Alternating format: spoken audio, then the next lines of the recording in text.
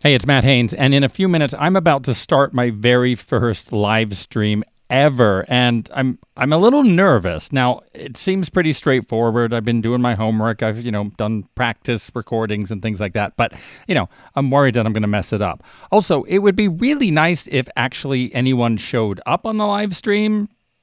I don't know if that's actually going to happen. We'll cross our fingers, but otherwise I'll just be talking to empty air. Now, before I start the actual live stream, I wanted to tell you about all the preparation I did to get to this point, because it wasn't just like flip a switch and ready to go. And if you're thinking about doing your first live stream and you're nervous about it too, I'm hoping this might be helpful to you. And also you get to see, like behind the scenes stuff, which you wouldn't actually get to do during the actual live stream. So I've thought about doing live streams before, but it's never really been a priority because, I'm not a gamer.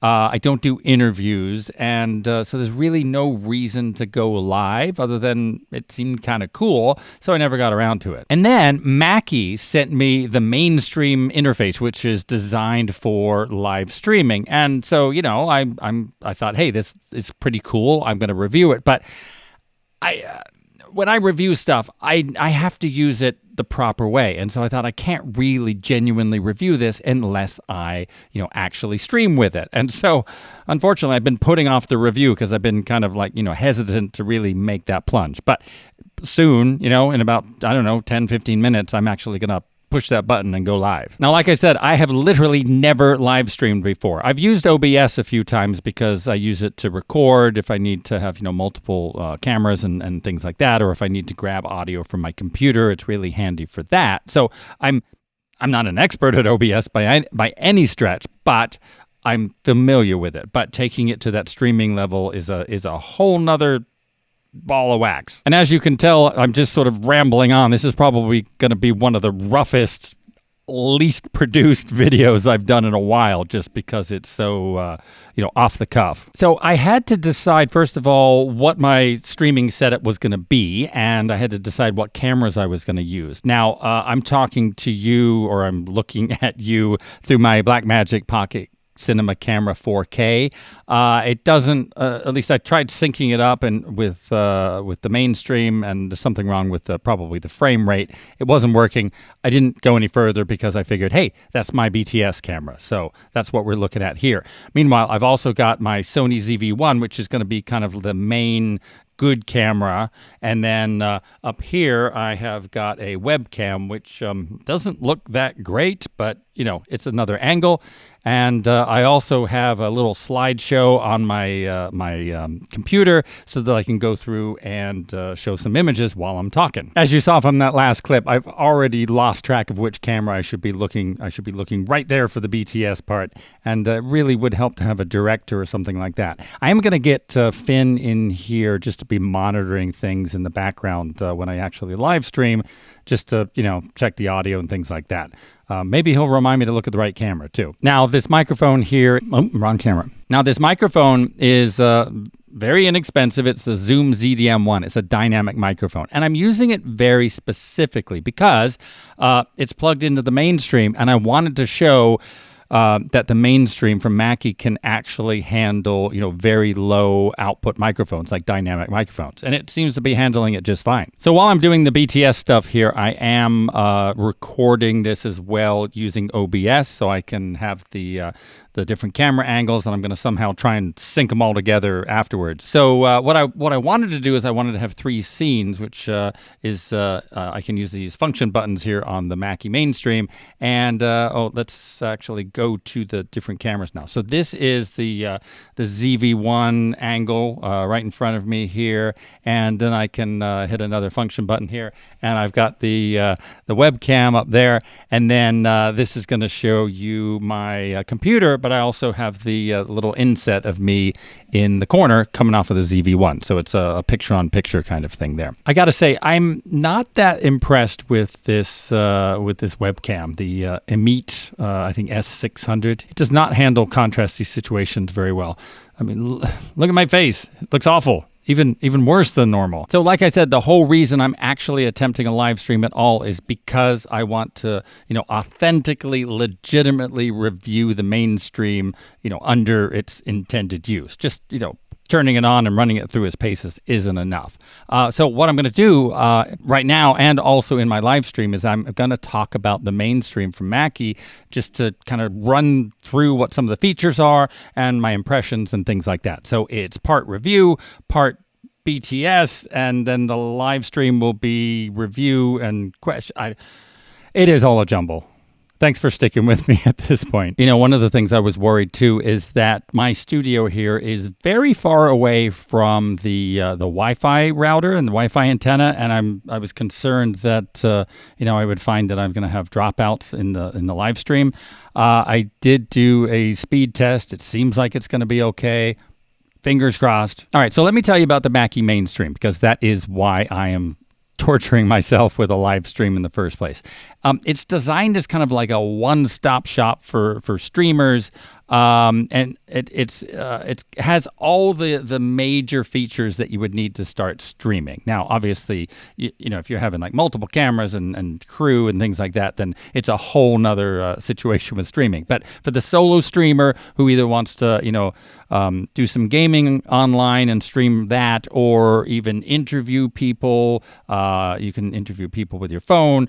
I'll go over the features, but it's made for, sort of like the solo streamer. Now, it has a single mic input, which is a combination XLR and 1/4" jack, so you can use different types of microphones. Like I said, I have the Zoom ZDM1 plugged into the MainStream because it has a very low sensitivity. It's minus 54 dBV, which is very, very close to a Shure SM7B, which is really, really quiet as well. So I'm pretty sure it would be able to handle, the MainStream would be able to handle a SM7B too. I don't have one to try. Now, if you're using a condenser mic, it does have phantom power. There's a switch in the back where you can turn that on, and works fine. I've tried it with condenser mics as well. If you're using a headset mic where you've got a microphone and headphones, there is a mini jack in the back that's a TRRS plug, so that you can speak and you can monitor your audio at the same time. And then you get an HDMI input, and I have the Sony ZV-1 plugged into the HDMI input so that I can get some nice quality video.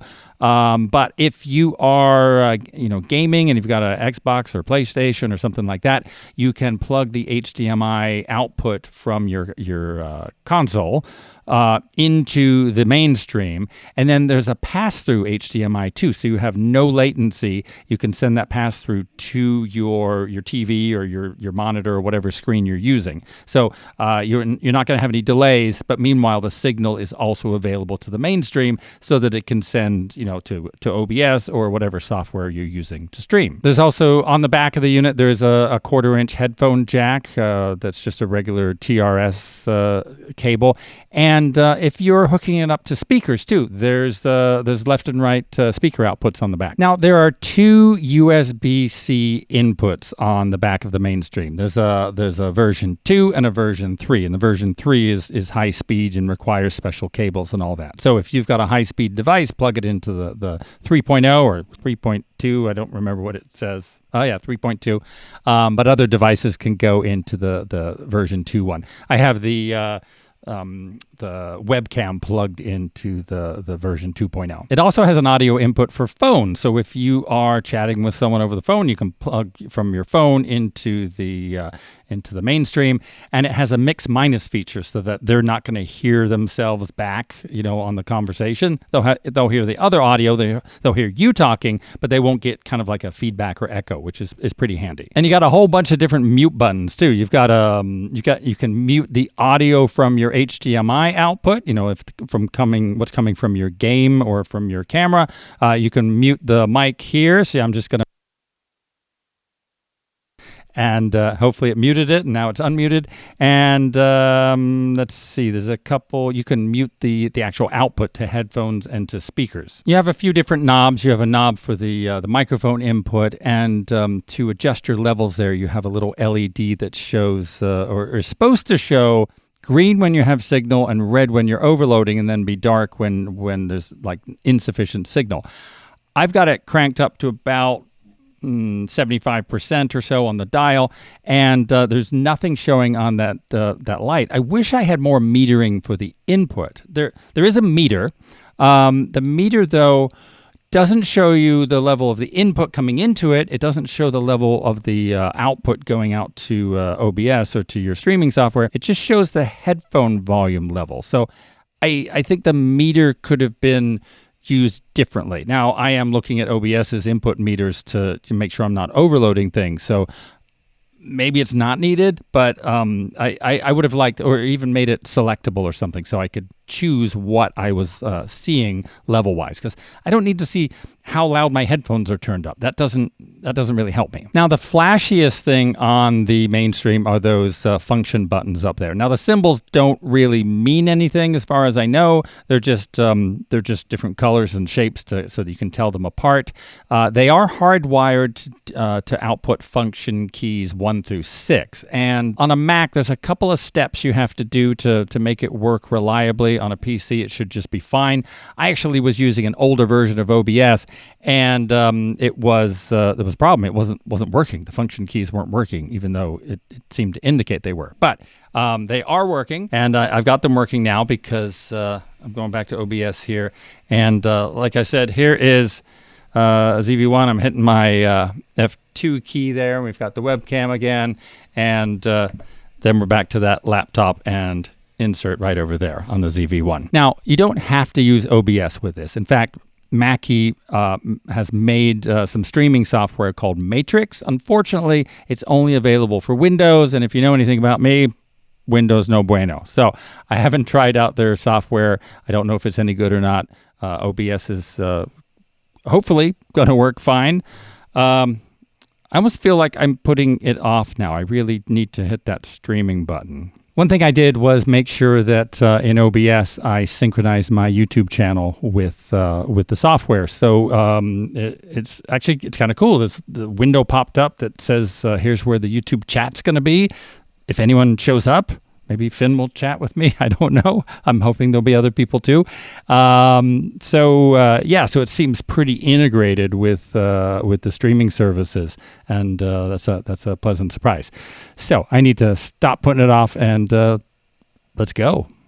And for anyone who is watching this after the fact, this is probably the sloppiest beginning to a live stream ever. But all right, that went really, really well. I'm so stoked that first of all, it was successful from a technological standpoint. The only wacky thing was when I turned everything back on when I was about to stream, the ZV-1 image was upside down, so I was able to flip that upside down. And then somebody commented that the image was also flipped left to right, so I had to do that in the middle of the live stream. But that was the other goal.